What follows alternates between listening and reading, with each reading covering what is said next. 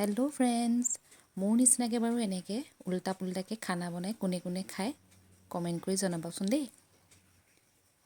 এয়া কচু শাক আৰু ঔটেঙা আৰু লগত কি আছে আপোনালোকে ভিডিঅ'টো শেষলৈকে চালে গম পাই যাব। আৰু ভিডিঅ'টো যদি ভাল লাগে লাইক ফ'ল' শ্বেয়াৰ এটা কৰি দিব।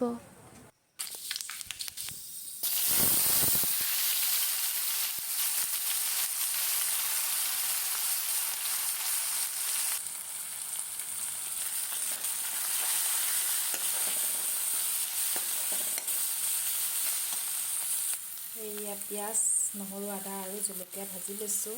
তাৰপিছত এতিয়া আমি ইয়াতে দি দিম বৰালি মাছ।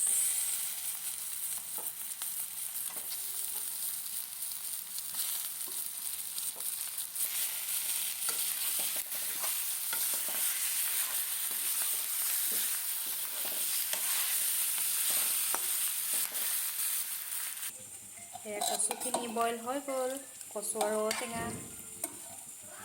এতিয়া মই কচুখিনি এই মাছখিনি দি দিছোঁ দেই।